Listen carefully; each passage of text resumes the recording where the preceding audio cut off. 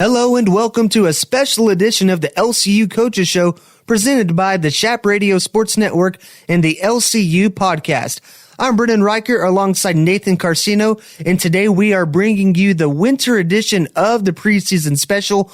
Basketball season is upon us, and it's time to talk hoops with LCU head men's basketball coach Todd Duncan. Coach, how are you today? Good morning, gentlemen. Doing great. Awesome. Now, Coach, it seemed just like yesterday. It was basketball season and the end of basketball season, and now we are days away from the start of another season. So how's the off season for you? Did you get much rest, or was it already, back in early or late March that you're working towards this season?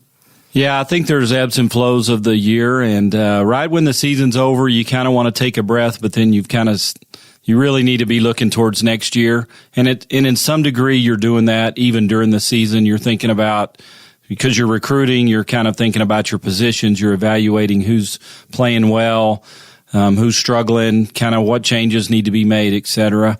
So last year was a mixed emotions at the end because we lose Rowan and Russ, a couple other guys that were graduating, moving on. And, there's really no time to sit there and either celebrate or bemoan what just happened, whatever it is. You just have to really get back in the saddle and get to work because as we sit here today, the season's going to be upon you, and it's important to be prepared. And I think we've done a good job of that. I mean, you never know. Every year is a little bit of a mystery this time of year. You kind of think you know, but until the ball gets tossed, that's really when you find out kind of where you are and what you have. So there is excitement. I'm glad we still have a few more days to hone in and develop a few more areas and get better. But it's exciting. Love my team. Love the opportunities that we have this year, and hopefully we'll take advantage of them. Quickly looking back at last season, Chaps went 19-12, 14-8 in conference play, and were South Central Regional quarterfinalists. The team battled adversity all season long through injuries and a grueling conference slate, and the end result was the program's third straight NCAA tournament appearance. What made that team special, and what did it mean for this program to see a third straight NCAA tournament? I think what was so enjoyable about it is the previous 2 years we had won the league.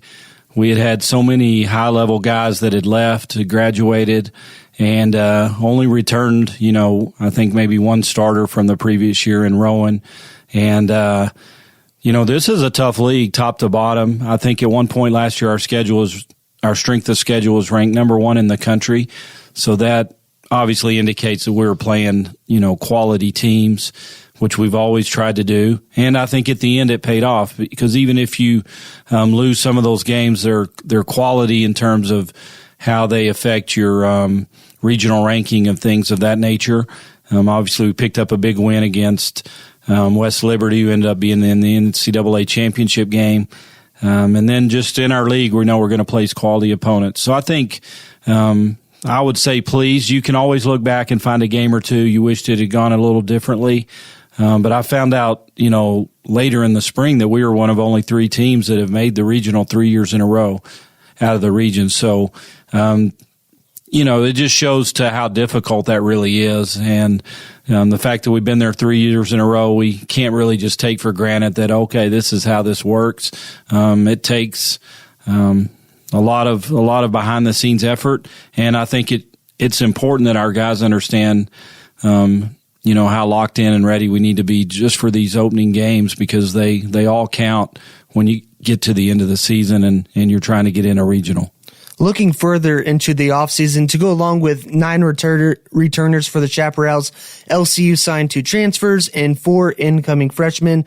Looking at 2 of the transfers, of course, one of them is Tyrus Morton, a grad student out of Texas A&M International, and the other, of course, is your son Ethan Duncan, redshirt freshman from Texas Tech. Coach, what did you see in these 2 when you brought them on board?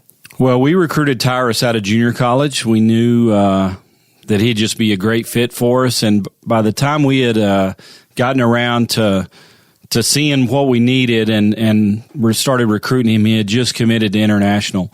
he hadn't signed, but he had committed, and he just said, Coach, I gave him my word, and I need to keep that and honor that, which I respected, even though I was disappointed. 2 years later, he's in the portal, and, we're the first team to call him, and the portal's an interesting thing. I'm sure we've discussed it at some level, and it gives, it takes away. You just kind of got to manage it and look for opportunities that are in there. But so Tyrus is high level person, player. I think he fits who we are, and I think he's going to have a standout career at LCU. Obviously, Ethan just have, had a front row seat to his journey as his father. Obviously, being a coach, been in the gym with him a ton. He's an outstanding shooter. He's a hard worker. He loves basketball. He really loves his teammates, and he wants to have a great basketball experience just because of his love and investment in the game. And I'm happy that he chose LCU and we're able to be a part of that journey together. And similarly to getting to watch Ashton play here, not quite in the same chair, but it's truly a blessing that I just have to sit back and realize how unusual this is for someone to have this type of opportunity as a dad, as a coach. So I just try to be thankful and enjoy it and embrace just how quickly the time will go, and just want to look back and see that we maximized it for not just Ethan, but for all the players. As a coach who does have that unique opportunity to coach your own son, is it difficult or maybe easy managing the team dynamic along with getting to coach your son? Being honest, to me, it's difficult because I just want to be as fair as I can be to everyone. And there's a lot of things that they don't just fit in a nice little cookie cutter way, and you just have to make some hard decisions. So that's why I appreciate the fact that Ethan's a hard worker. He's a good teammate. And, where I don't land exactly on the mark of being fair, I hope that, there'll be grace allowed for Ethan and for me. And I don't want to swing the pendulum too hard and be extra harsh on him. That's not fair to him, but I also want him to earn whatever he gets. So I just try to be judicious in how I evaluate. I try to have systems in place that just for all, and I've done this for my whole career, where I try to remove any bias I have, because there are obviously, kids you enjoy coaching and being around, and they can quote unquote be your favorites or whatever. And yet really my responsibility is put the best 5 players on the floor and play the guys that give us the best chance to win. And that's what I want to do. And so it's a little bit of a challenge. But at the same time, I welcome it. I'm thankful for it. And, if it was easy, it probably wouldn't be as fun, to be honest. So just kind of embrace, the challenge of it and make sure I'm treating these other guys like I would want someone to treat my son, because that's an important part of this too. Now, looking at the incoming freshman class, what makes this group overall stand out, and what can we expect from some of these players? Well, I think all 4 of them are winners. They come from winning programs. They led their high schools to levels of success that their schools hadn't seen.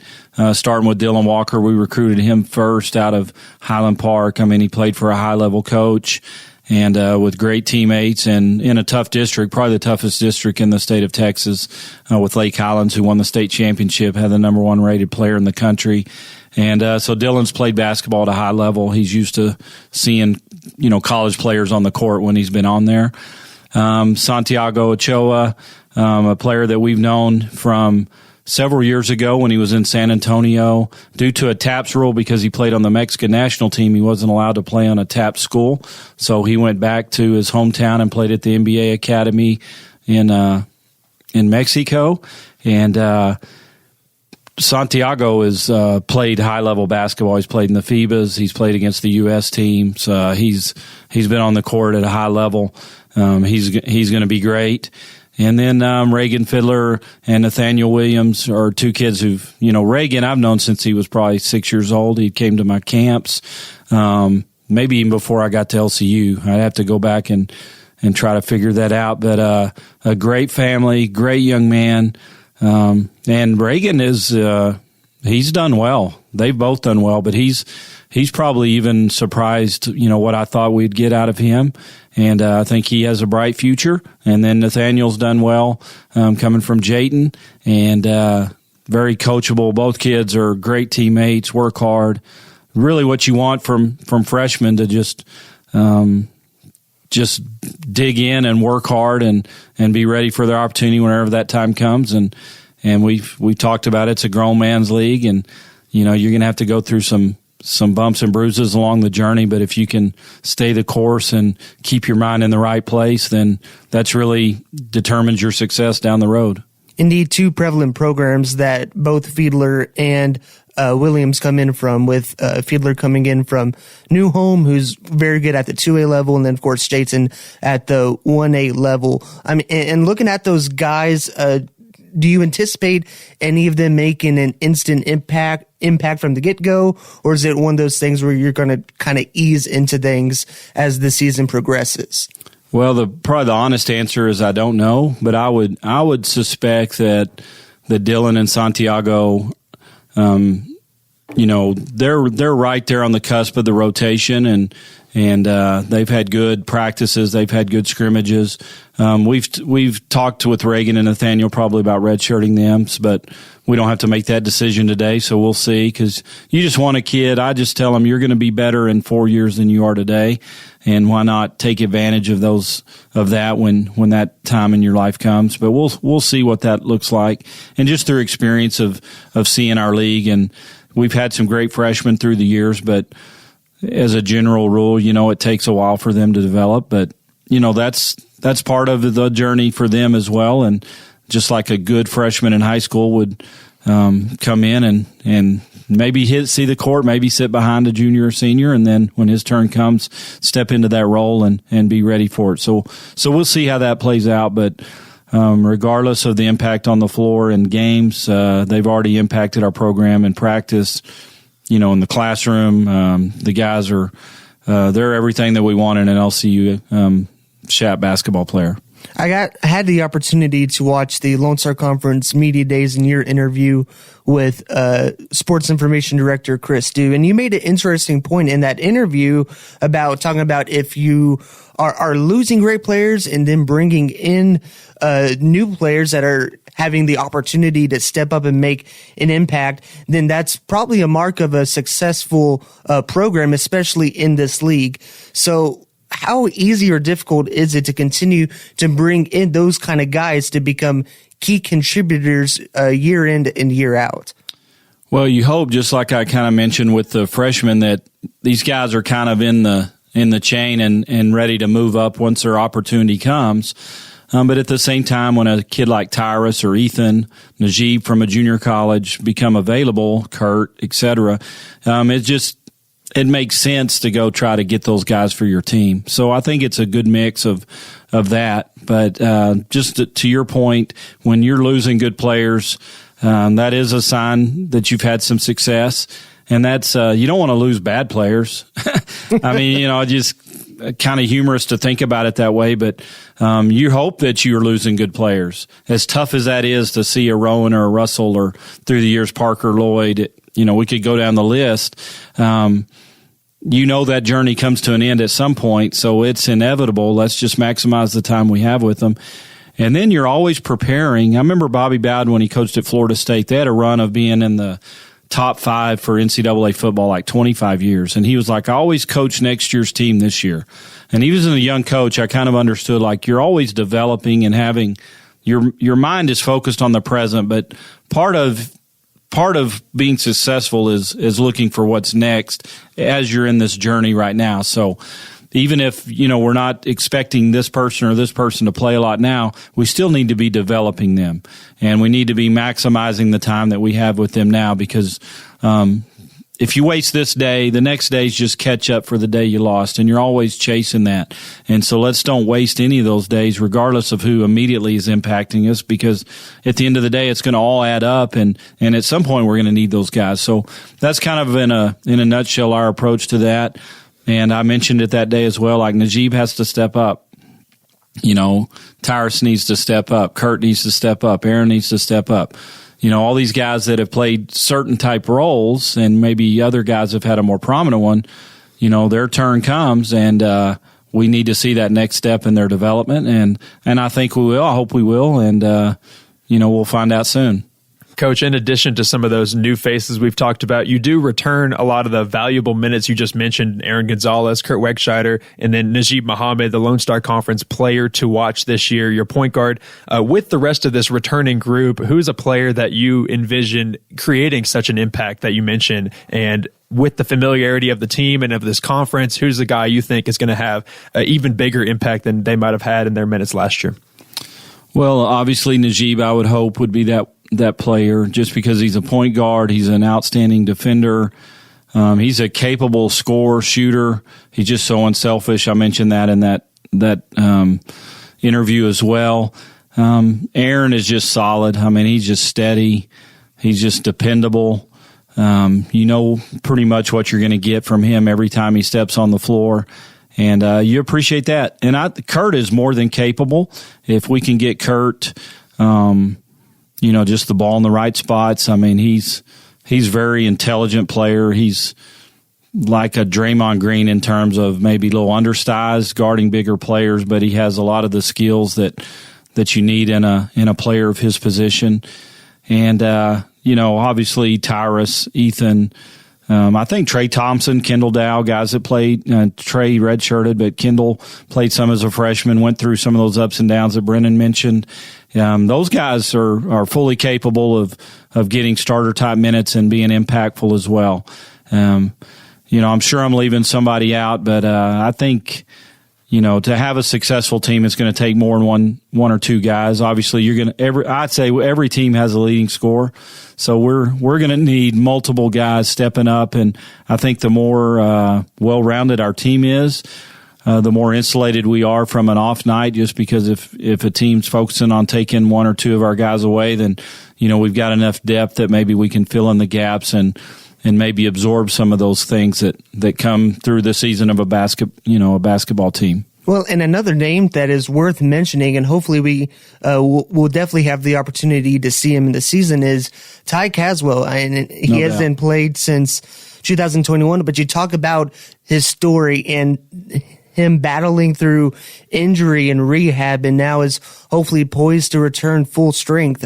What can you say about the mental fortitude? Because he has stuck it out all this time, and it could have been very easy for him just to clock out. Yeah, I'm glad you mentioned Ty, because he's as instrumental as anyone on our roster to our success this year.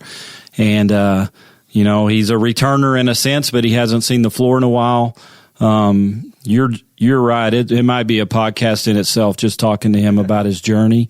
He has endured just what looked like a turned ankle, turned into 2 surgeries, turned in bouts of start and stops, of thinking we're there, of, man, I felt something not right again. And just to see him day in, day out, I can remember a year and a half ago, maybe, we were in Las Vegas getting ready to play. And he's off to the side in a full lather, working as hard as anybody on the court, and just in hopes of maybe he can step on the court, and then something comes up and he's not able to get back out there. So, Ty's had a great off season. We've kind of tried to be smart with how much we put him out there. And, he was a freshman of the year. He's one of those freshmen I talked about that had great success. He's a winner, and we get 2 more years with him. And I just pray that he'll stay healthy and have a great year. He deserves it. That kid, if you reap what you sow, then he's going to sow a great year, because he deserves it in every sense of the word. And I'm so excited. You sit there and root for kids, and sometimes it doesn't work out the way you want it to, and injuries can be a pretty tough deal. But I just admire his moxie, his grit, his intestinal fortitude to just endure day after day and keep showing up when – that's what we talk about even with these freshmen. If you're not playing, that's just what it takes. It's just a mentality. Do you love it enough to go through these hard days? And until you're in that moment, you think you do, but you really don't know. You kind of find out what you're made of. And so yeah, Ty's an incredible example of all those characteristics you would hope to see in an athlete that represents your school. Definitely one of the athletes that we're looking forward to. And yeah, you're right. He's definitely a guy you want to root for. Now, Coach, looking at some other stuff that happened during the offseason, just recently, the Lone Star Conference preseason poll came out. Chaps were selected at 4th in the preseason poll behind WT, Angelo State, and St. Edwards, 3 very respectable programs in this league. When you see that number, what does that tell you about this league's perception of your team? Yeah, that's a good question. I think I think 4th is probably where I would, I think that's generous in some ways based on all the scoring that we lost in Russ and Rowan, but also think it's complimentary just to the last 3 years that you mentioned and hopefully even longer than that, because we've had some NCAA appearances in the besides these last 3. So it's great and this conference is so tough, top to bottom. Obviously, we know what those other 3 teams have done, and St. Ed's returns a lot of guys, so I have them picked pretty highly as well.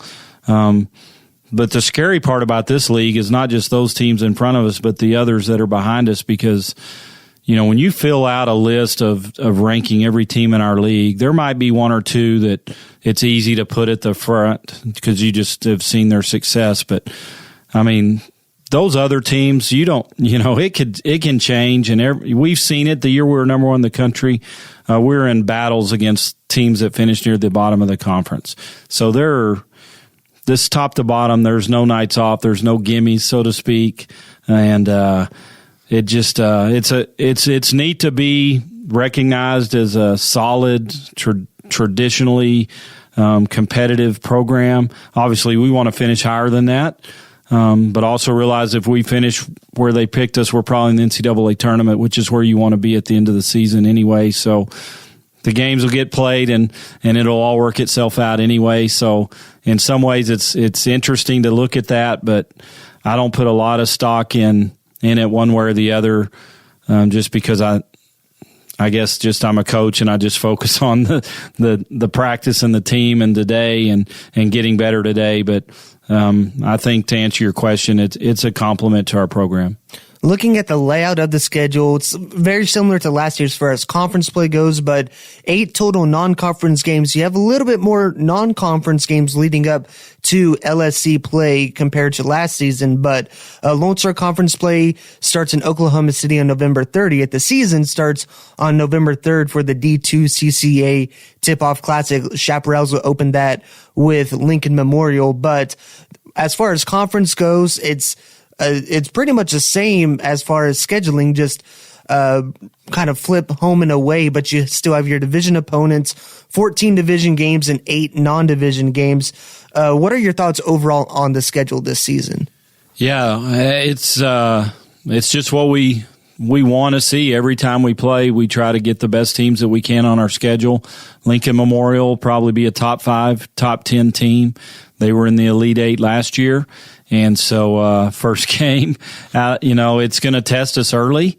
And then, going to play Colorado School of Mines and Regis the next weekend. And obviously what we see night in, night out in the Lone Star, it's going to test us. And I just have always believed, like, if you really want to be a championship level team, you need to test yourself early, to find out what you're made of. When you play tough opponents, it exposes where you're weak and need to get better. It can also expose some strengths, like, okay, against a good quality opponent, we were able to still achieve at this level and do this and that. I think it helps you get locked in, and I'm excited about it. It's a little unnerving when you look at the schedule. I try not to look too far ahead, because you just start going, man, there's not a breather in here. But as a competitor, that's really what you want. Like, I just preach that to our guys. Like, if you're a competitor, you're going to love this.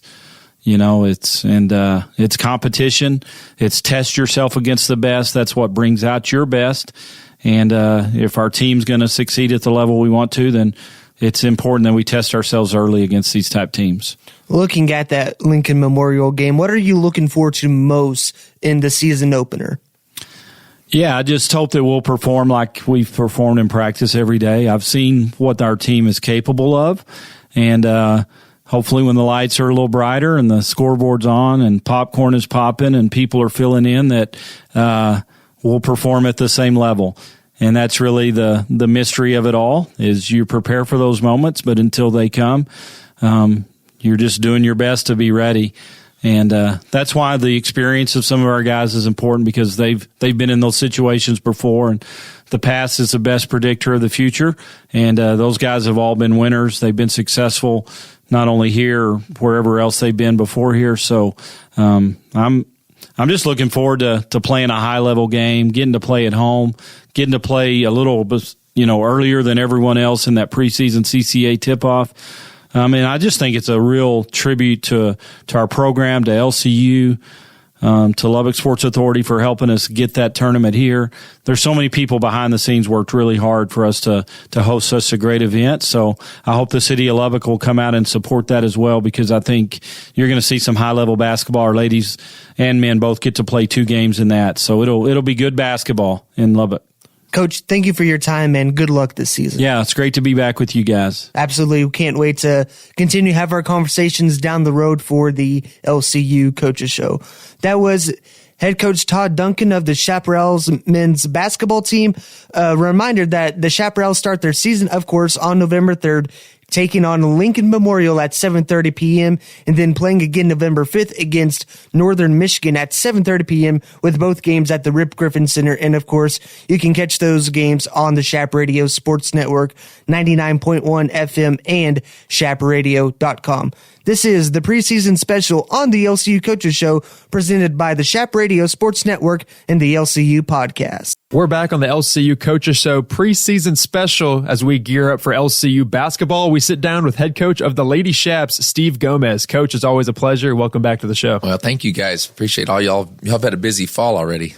Absolutely. A lot of soccer games, volleyball. Appreciate what you're doing. Now it's all of a sudden basketball season once again. It feels like we were just at the NCAA tournament. Now game week. Looking forward to our first tournament of the year at the Rip Griffin Center as well. But we'll talk about that a little later in the show. Coach, you just finished up your 20th year leading the program. So before we look to year 21, how's your offseason been personally? Hopefully you got some rest, because it was a little later into the season before play finally stopped. So, which is a good thing. And then hopefully you did get some time to relax before gearing up for the next year. Certainly, yeah. And last year was one of those seasons that at the end of it, I was almost as energized as I was to begin it, because just a really fun team.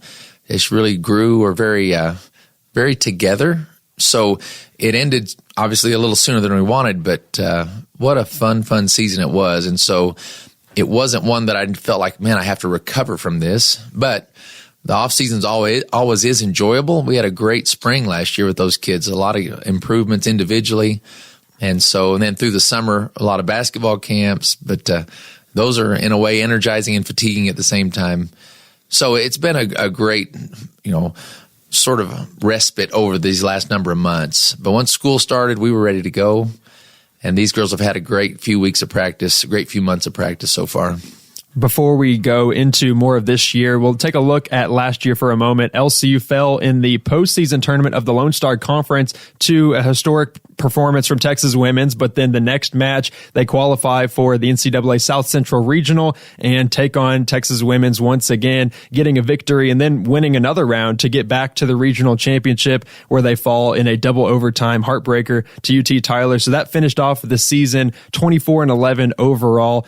That finish to last season, it was almost a rebuilding year to a lot of people's minds, entering the year having to replace the 5 starters from the year before. So with how this team finished in the postseason, what does that tell you about that group and how it excites you for the next history with them?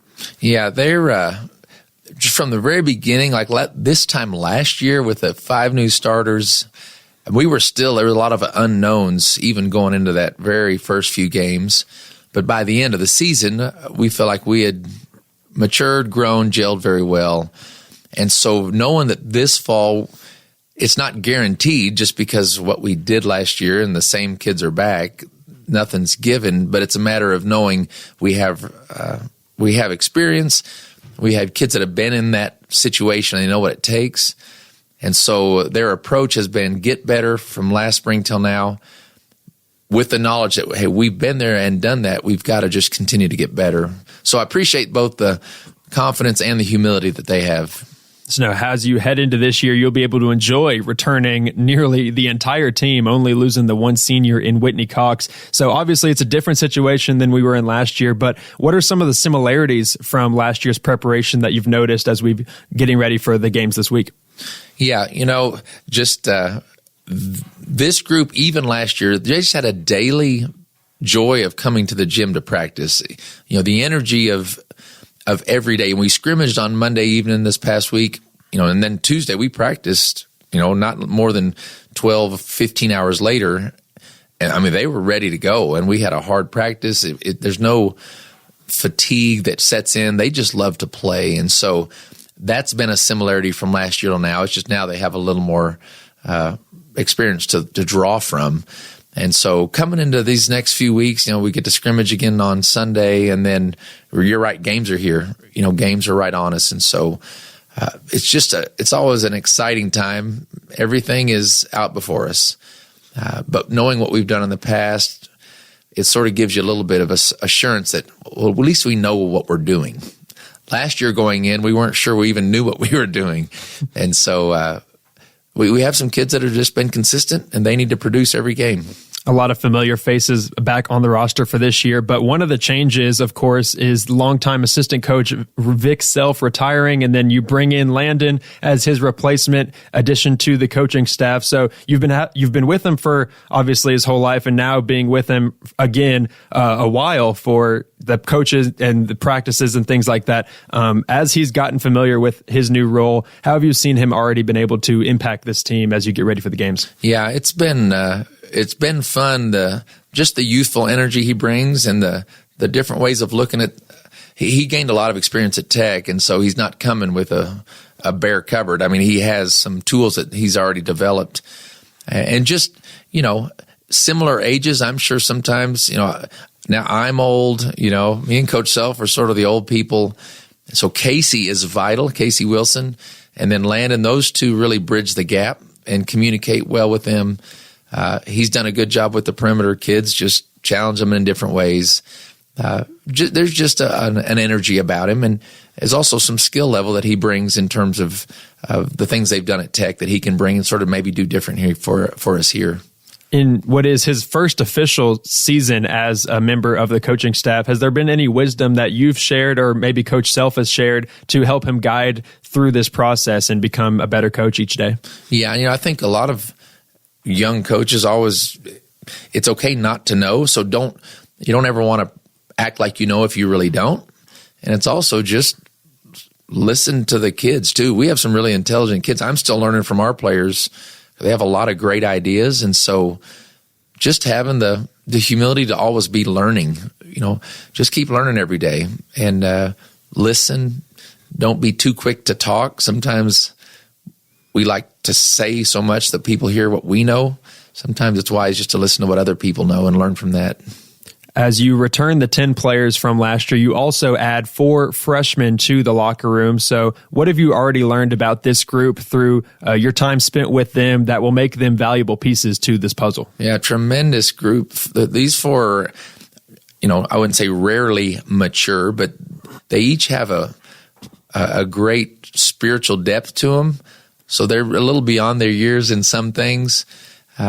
At the same time, they have some independence, which is good coming in and through a freshman orientation. They sort of all did their own thing, and they've connected on campus. So we want them to be dependent on the team, but also independent in some ways, and that's helpful. And they've sort of done that. They haven't just had to, group together, and so they've spread their wings a little bit. And then on the court, it's been great to see how effective they can be. They each of them. Riley obviously still not playing because of her injury in high school, but the other 3 have stepped right in and haven't missed a beat. Of the rest of the roster, Macy Maddox, Audrey Robertson, and Shaylee Stovall are your three seniors for this year, and they were true freshmen back on the recent national championship team from 2020, 2021. So since then, as you've seen them grow into the upperclassmen they are now, how have they developed into the players and people they are today? Man, I'm telling you, we have such tremendous leadership on this team, of daily example, of joy of playing, of effort. But in those kids, even, Macy, her defense has continued to get better. She's such a dynamic offensive player. She can do so many things for us. Shaylee has just expanded her game from even last season to this season with her ball handle, with her ability to score around the basket. Audrey Robertson keeps getting better. I mean, she's just a warrior for us and has just continued to every year find ways to get better. And so we're looking forward to getting her back on the court. She had a little bump a few weeks ago in her knee, but she's starting to rehab well. So that's what I've loved about those kids. They could have just been satisfied, but they've gotten better.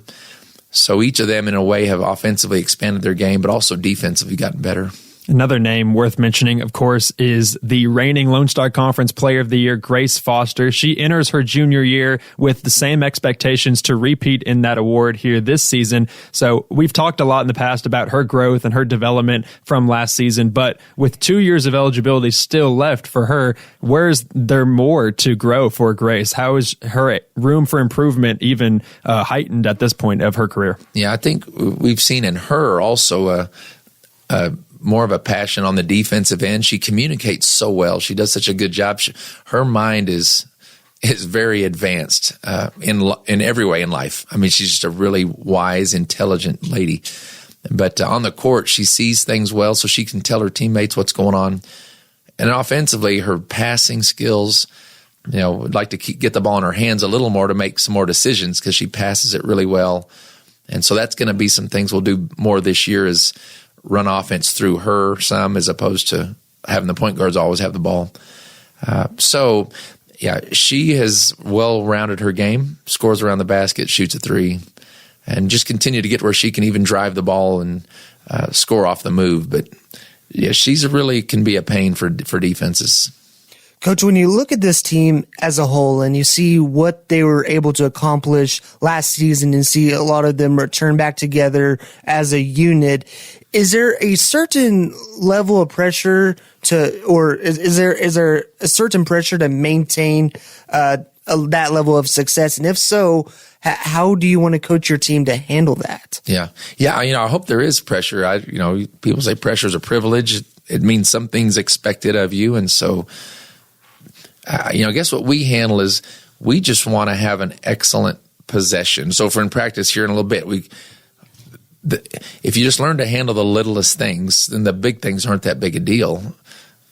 So what we want to do is just have the pressure self-imposed from our team within, and hopefully from coaches to keep us accountable to just be excellent. If we're going to do a drill, let's do it really, really good. And so the expectations then are if you do that repetitively, things will work out. Last year we slowly got better at a lot of little things, and that's why late we were playing really good. So it's a long process. Knowing that, a national championship is not the end-all, be-all of sports. I mean, everybody thinks it is. But the growth of the team, how we come together, how we handle the tough times, everything's not going to go good.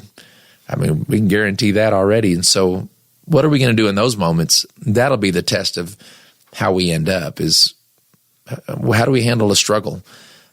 So we want to do well. We want to have more points at the end of the game than the other team. But we just want to play well. And I think if this team plays well consistently, they can have a really, really long season. Now, as we wrap up the off season, you just mentioned having already scrimmaged recently and then dealing with a little bit injuries before we get things tipped off. What was some of your initial thoughts from that scrimmage with South Plains? And then what is your timetable for the management of the bodies as we get ready to start the year? Yeah, it's just really encouraging because, South Plains is quality and just really good team. They got size, they've got mobility. They didn't shoot the three as well as they normally would. So, our defense may have appeared to be better than it was, but I thought we did a good job defensively because they had some good size. So I was thankful that we defended consistently, physically well, and positionally well. We didn't have a lot of just terrible breakdowns.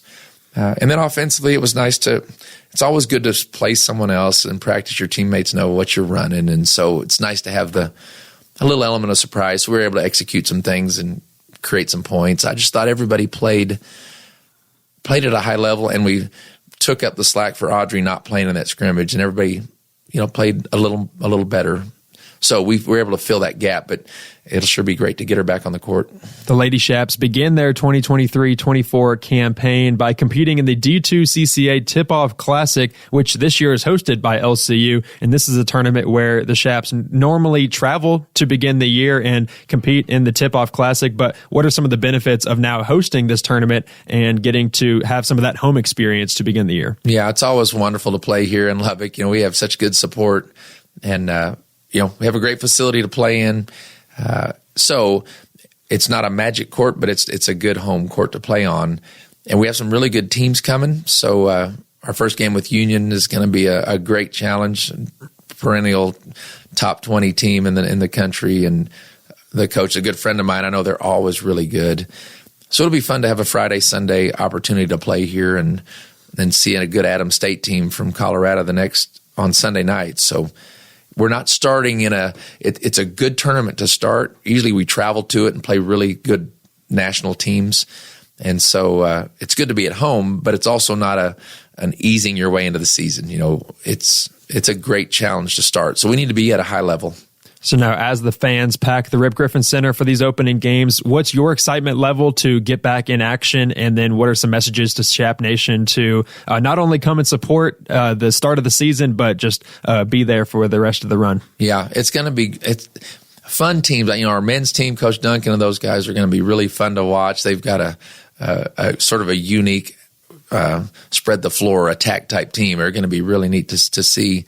And I think our girls are fun to watch. I've told them a couple times, I just enjoy watching them. I enjoy watching them play.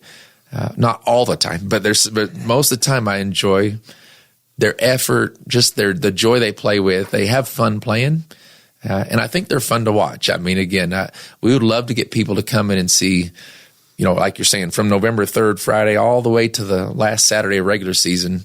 Man, let's get in the gym, and who knows, maybe we can have a regional here this year again. Yeah, we end the regular season again with West Texas A&M, 2 matches back-to-back with the Lady Buffs. And then, of course, we start this week with the matches against some good competition at the D2 Classic. So a lot to look forward to, but what's one portion of your schedule that you kind of have circled on the calendar as a real pivotal point for your team as you kind of look a little bit towards the rest of the year to come? Yeah, it's always the start of conference.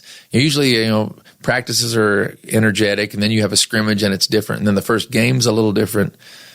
But then when conference starts, it even goes up a little more. So, we're going to go on the road after Thanksgiving to Oklahoma Christian and Fort Smith. So the first conference games are always, hey, we need to make sure we set ourselves up to do well. So that's an important weekend. And then just this first weekend, and then going to Colorado the second weekend of playing 2 good teams up there, regional opponents that, those are important. Every game has some weight to it. And so we never want to get to where, like, listen to the Rangers, the game 7 with the Astros, they just took it as a normal game. They just did what they normally did. That's what we want to do. We want to approach practice and game the same and not wait till that game. Then we really got to play. But, there are times that a game might have a little more, momentum shift for your season. And so those are important times for us. Yeah, well, we're looking forward to the rest of the year and getting things started here very, very soon. So we appreciate you joining the show and providing some wisdom as we get the year started. So thank you again, and best of luck the rest of the way. Yeah, thanks, Nathan. Thanks, Brennan. The Lady Chaps will be in action this weekend, starting on November 3rd against Union at 5 p.m. and then this Sunday, November 5th at 5 p.m. as well against Adams State. Both of them at the Rip Griffin Center, a part of the D2 CCA Women's Basketball Tip-Off Classic. That'll do it for us at the LCU Coaches Show. Stay tuned for more content the rest of the way, but this is the LCU Coaches Show presented by the Chap Radio Sports Network and the LCU Podcast on 99.1 Chap Radio.